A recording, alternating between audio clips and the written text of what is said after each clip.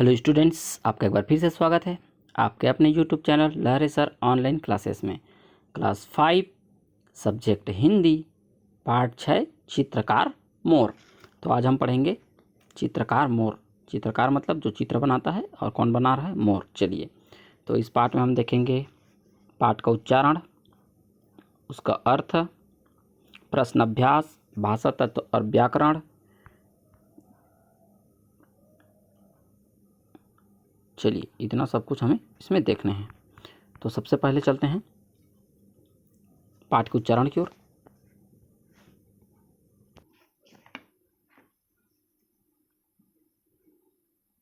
पाठ 6 चित्रकार मोर। संसार में बहुत से लोग ऐसे होते हैं जो अपनी चिंता ना करते हुए दूसरों की सहायता करके उन्हें आगे बढ़ाते हैं। ऐसे लोगों को स्वतः ही सम्मान प्राप्त होता है। यही आदर्श इस पाठ के चित्रकार मोर का है, जो दूसरों को रंग बिरंगा बनाने में स्वतः रंग बिरंगा बन जाता है। बहुत पहले की बात है, तब सारे के सारे पक्षी सफेद रंग के होते थे। सारे संसार की रंगीनी देखकर उनका भी मन ललचाता था। वे सोचते थे, काश हम पक्षी भी फूल पत्ती और रंगीन बादल जैसे रंग बिरंगे हो जाएं तो कितना अच्छा हो। सब पक्षियों ने एक सभा बुलाई और विचार किया। सोचा, चलकर भगवान ब्रह्मा जी से रंग मांगा जाए। सारे पक्षी एकत्र होकर ब्रह्मा जी के पास पहुंचे। ब्रह्मा जी ने पक्षियों की मांग सुनी। उन्हें पक्षियों की मांग सही लगी। बेचारे सब के सब पक्षी सफेद है, उन्हें रंग मिल जाए तो वे भी संसार की रंगीनी में शामिल हो जाएंगे। आए हुए सब पक्षियों को ब्रह्मा जी ने ध्यान से देखा। उनमें से उन्हें एक पक्षी चुनना था और उसको रंग रोगन लगाने का अपना यह महत्वपूर्ण काम सौंपना था। आखिर उन्होंने वह पक्षी खोज ही लिया। लंबी पूंछ और ऊंची गर्दन वाले पक्षी मोर को उन्होंने अपने इस काम के लिए सर्वथा उपयुक्त समझा। ब्रह्मा जी ने अपने पास के सब प्रकार के रंग मोर को दे दिए और उसे पक्षियों को रंगने का काम सौंप दिया। मोर अपने भाग्य पर बहुत खुश हुआ। खुश होने के साथ साथ वह अपने काम के प्रति अत्यंत सजग रहा। मोर ने सारे जंगल में ढिंढोरा पिटवा दिया कि सब पक्षी अपनी पसंद का रंग रंगवाने के लिए मेरे पास आ जाए। थोड़ी ही देर में सब के सब पक्षी मोर के आगे कतार बांधकर खड़े हो गए। मोर ने रंगों की पिटारी खोल दी और एक एक करके पक्षियों को रंगना प्रारंभ किया। जिस पक्षी को जो रंग पसंद था, मोर ने उसे वही रंग लगाया। तोते ने पहले तो चोंच में लाल रंग लगवाया, फिर सारे शरीर को हरा रंगवा लिया। उसे कच्चे आम का रंग बहुत पसंद था। नीलकंठ ने अपने गले को नीले रंग में रंगवाया। बत्तख को अपना सफेद रंग बहुत पसंद था, फिर भी उसने थोड़ा सा नारंगी रंग अपनी चोंच और पैरों में रंगवा लिया। इसी प्रकार एक एक करके सारे पक्षी आते जाते रहे। मोर उनको मनचाहा रंग लगाता गया। मोर दूसरे पक्षियों को तो रंगता जा रहा था, लेकिन उनको रंगने से पहले रंग की परख करने के लिए वह अपने शरीर पर भी थोड़ा सा रंग लगा लिया करता था। धीरे धीरे एक एक करके सब पक्षी अपना शरीर रंगवा कर चले गए। किसी ने थोड़ा सा रंग लगवाया तो किसी ने बहुत सारा, किसी ने एक रंग तो किसी ने कई रंग लगवाए। जिस पक्षी को जो रंग पसंद आया उसने वही रंग लगवाया। कुछ पक्षी ऐसे भी थे जिन्हें अपना सफेद रंग ही प्यारा था, इसलिए उन्होंने कहीं पैर में, चोंच में या पीठ में थोड़ा सा रंग लगवाकर ही संतोष कर लिया। इधर मोर के पास सारे रंग समाप्त हो चुके थे। रंग समाप्त हो गए हैं, यह देखकर मोर बहुत उदास हो गया। सोचने लगा, मैं स्वयं क्या बिना रंग का रह जाऊंगा? दूसरों को रंगने के लिए मैंने इतनी मेहनत की, किंतु स्वयं मेरे अपने लिए कोई रंग नहीं बचा। इतने में शांत, गंभीर और चतुर पक्षी उल्लू वहां आया। मोर को उदास देखकर वह बोला, ओ चितेरे, उदास क्यों है? सब पक्षियों को रंग दिया, अब उदासी क्यों भला? मोर बोला, उल्लू भाई, मैं भी कैसा अभागा हूं, सबको रंग बांटता रहा, लेकिन मेरे पास अपने लिए तो कोई रंग ही नहीं बचा। मोर की बात सुनकर गंभीर स्वभाव वाला उल्लू पहले तो खूब हंसा, फिर बोला, जरा अपने शरीर तो देख, अपने पंखों को देख, फिर उदास होना। उल्लू की बात सुनकर मोर ने अपने शरीर को देखा तो खुशी से झूम उठा। उसका शरीर तो रंग बिरंगा, ढेर सारे रंगों की फुलवारी बन गया था। ध्यान आया, दूसरे पक्षियों को रंगने से पहले परखने के लिए मैं अपने शरीर पर ही तो लगा रहा था, बस वे सारे रंग मेरे अपने हो गए। वह बहुत खुश हुआ। अभी वह अपनी खुशी पूरी तरह से प्रकट भी नहीं कर पाया था कि आसमान पर काले काले बादल छा गए। देखते ही देखते वर्षा होने लगी। सारे पक्षी अपना रंग बचाने के लिए वृक्षों, लताओं, घोंसलों में जा छिपे। बेचारा मोर इतना भारी भरकम शरीर लेकर कहाँ जाता?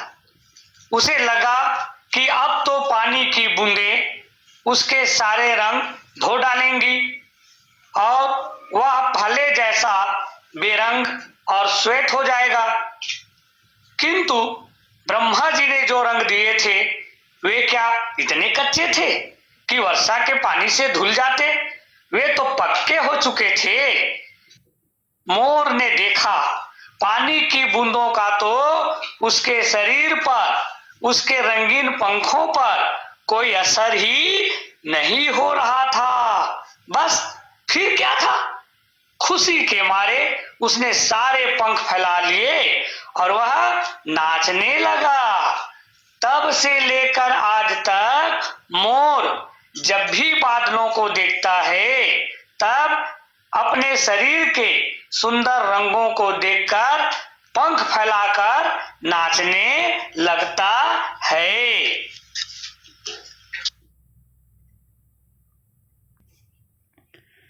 तो स्टूडेंट्स, हमने पाठ का उच्चारण देखा है। अब चलते हैं इसके अर्थ की ओर। तो यहाँ पर पाठ में क्या क्या है? मोर है, बहुत सारे पक्षी हैं, ब्रह्मा हैं और उसके एक रंग हैं। ठीक है, तो बहुत पहले की बात है जब सभी पक्षी, देखिए यहाँ पर सब सफ़ेद सफ़ेद हैं और दुनिया जो है वो रंग बिरंगी है। तो पक्षियों ने सोचा कि हम सफ़ेद क्यों रहें, हमें भी कलर मिलनी चाहिए, रंगें मिलनी चाहिए। तो सभी फिर ब्रह्मा के पास गए और उन्होंने कहा कि ब्रह्मा जी, आप हमें भी रंगीन कर दीजिए, क्योंकि हम सब सफ़ेद हैं तो मज़ा नहीं आ रहा है। तो फिर ब्रह्मा जी ने सोचा कि बात तो बिल्कुल सही है, जब सारी दुनिया रंगीन है तो बेचारे पक्षी ही क्यों बेरंग रहें। और फिर उन्होंने कहा कि मैं तो रंग दूंगा और उसके लिए किसी को रंगने के लिए जिम्मेदारी तो उठाना पड़ेगा। तो उन्होंने फिर सभी पक्षियों की ओर देखा और उन्होंने किसे चुना? मोर को चुना। क्यों? क्योंकि उसके बहुत बड़े बड़े पंख थे वह उसका सर ऊंचा था, वह बड़ा भारी था, लंबा चौड़ा था। तो उन्होंने कहा कि तुम बिल्कुल परफेक्ट हो इस काम के लिए, तुम करो। तो मोर जो है खुश हो गया कि इतना जवाबदारी वाला काम मुझे मिला है। और फिर ब्रह्मा जी ने सारे रंग मोर को दे दिए और मोर फिर बैठ गया और अपना रंग का पिटारा खोला और पूरे जंगल में हाका मारवा दिया, ढिंढोरा पिटवा दिया कि चलो भाई, जिसको जिसको भी कलर चाहिए वो आ जाए। और फिर सभी पक्षी जो है लाइन से खड़े हो गए और एक एक करके मोर के पास आते गए। तो वो जैसे लाल बोलते तो मोर लाल रंग निकालता और थोड़ा सा रंग अपने पंख में लगा के देखता कि वह रंग लाल है कि नहीं है। उसके बाद वह लगा देता। फिर कोई और जो कलर बोलता वह सबसे पहले अपने पंख में लगाता और वह निश्चिंत हो जाता कि यह रंग वही है। फिर सभी पक्षी को लगाता गया और अंत में जब सारे पक्षियों को रंग मिल गया तब रंग समाप्त हो गया। तब मोर क्या हो गया, उदास हो गया। क्यों उदास हो गया भाई, सबको तो लगा दिया, सबको लगाया, लेकिन वो खुद को नहीं लगा पाया था रंग, उसने अपना रंग चुना ही नहीं था और रंग समाप्त हो गया। वह उदास हो गया। तब उल्लू आया और उसने देखा कि बोला कि क्यों भाई मोर, तुम उदास क्यों हो, तुमने सबको तो रंग दिया, अब क्या परेशानी है। तो मोर ने कहा कि मैंने तो सबको रंगा उल्लू भाई, लेकिन मैं अपने खुद के लिए रंग चुन नहीं पाया और मैं अपने आप को रंग नहीं पाया। तो उल्लू हंसा और उसने कहा कि सबसे पहले तुम अपने आप को तो देखो, है ना। तो फिर जब मोर देखता है अपने आप को तब उसे समझ में आता है कि वह तो पूरी तरह से क्या हो गया था, रंग बिरंगा हो गया था, क्योंकि सबको रंग लगाने से पहले अपने पंखों पर वह उसको लगा लगा के देखता था। तो पूरा शरीर उसका क्या हो गया था, रंगीन हो गया था। अब इतने में क्या हुआ कि बादल ज़ोर ज़ोर से गरजने लगा, पानी बरसात होने वाली थी। तो सभी पक्षी छोटे छोटे थे तो अपने अपने घोंसले में, पेड़ों के कोटरों में जा कर के छिप गए, लेकिन मोर तो बहुत बड़ा था, वो कहाँ छिपता। अब उसे चिंता सताने लगी कि जो भी कलर मुझे मिला है वह पानी से धुल जाएगा और फिर मैं फिर से बेरंग हो जाऊंगा। फिर बरसात हुई और बूंदे उसके ऊपर पड़ी, लेकिन उसका रंग नहीं गया, क्योंकि ब्रह्मा जी ने जो रंग दिया था वह तो पक्के रंग के थे।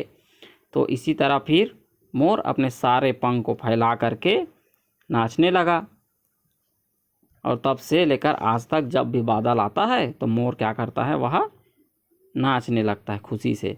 और सबसे सुंदर रंग किसका है, तो मोर का, क्योंकि वह रंग बिरंगों वाला है। तो इस तरह हमारा यह पाठ समाप्त होता है। इसका उच्चारण और अर्थ कंप्लीट हुआ। अब चलते हैं प्रश्न और अभ्यास की ओर। तो देखिए, सारे संसार को रंगीन देखकर पक्षी क्या सोचते थे, वे सोचते थे कि हम भी रंगीन हो जाएं, है ना।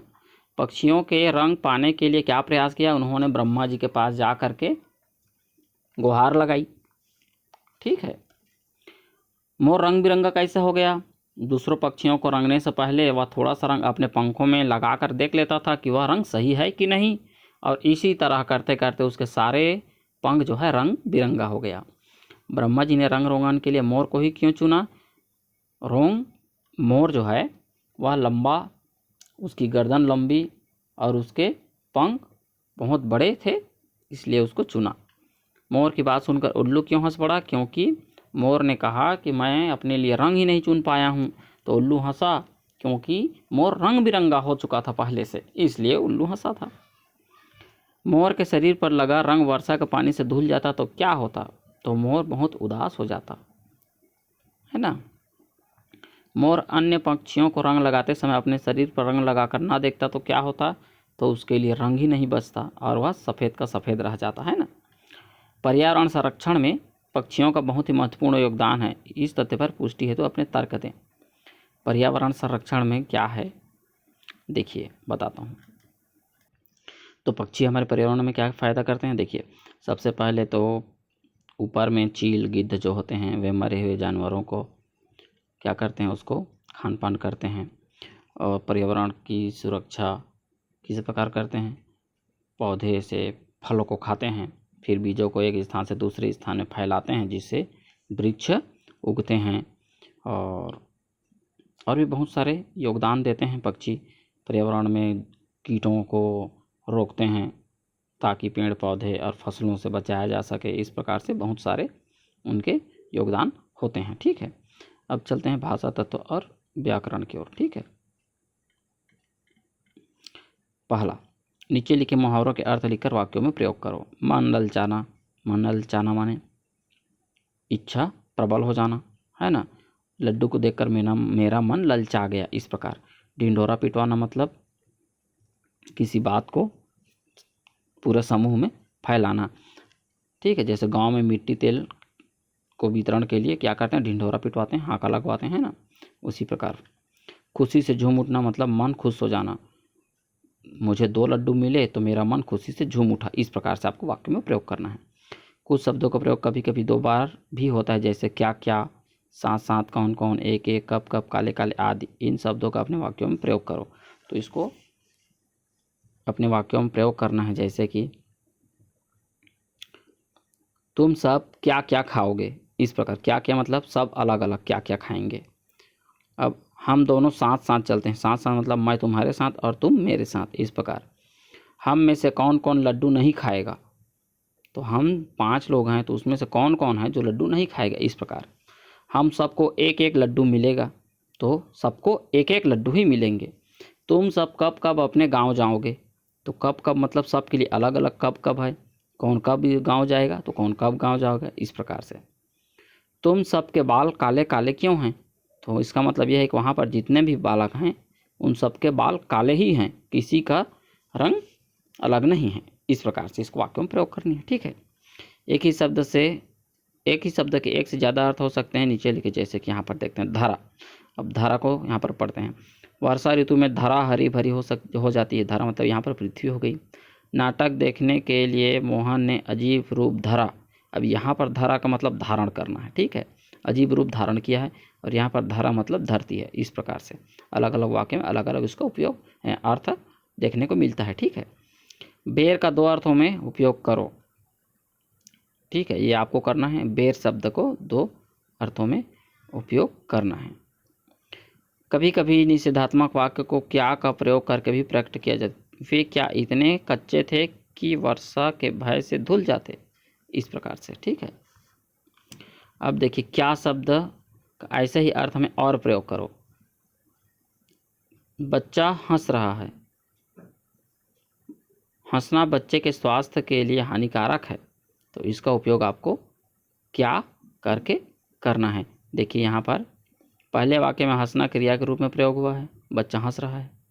दूसरे वाक्य में यह संज्ञा है, हंसना यह क्रिया यहाँ पर, और यहाँ पर हंसना क्या है, संज्ञा है। ठीक है, तो इस प्रकार से इसका उपयोग आपको करना है। अब देखिए, यहाँ पर खेलना शब्द को दोनों रूप में अलग अलग, अब यहाँ पर आपको खेलना को भी 2 अलग अलग रूप में प्रदर्शित करनी है। ठीक है, अब चलते हैं रचना। तो मोर का एक बड़ा चित्र बनाना है, जिसमें चमकीले रंग भरना है और कक्षा में लगाना है। अपने मित्र सहेली को एक पत्र लिखकर अपने क्षेत्र में पाए जाने वाले किसी एक पक्षी के संबंध में जानकारी देना है। कोई भी एक पक्षी आप ले लीजिए, गौरैया ले लीजिए, मैना ले लीजिए, तोता ले लीजिए, है ना। उसके बारे में पूरा जानकारी भेजना है कि वह कहाँ रहता है, क्या खाता है, उसका रंग कैसा है, वह कैसा बोलता है ना, और वह हमारे लिए क्या फ़ायदा है, उसको भी आप लिख सकते हैं। ठीक है, इस प्रकार। अब चलते हैं योग्यता विस्तार। अब आपके आसपास रहने वाले पक्षियों की यहाँ पर तालिका बनानी है।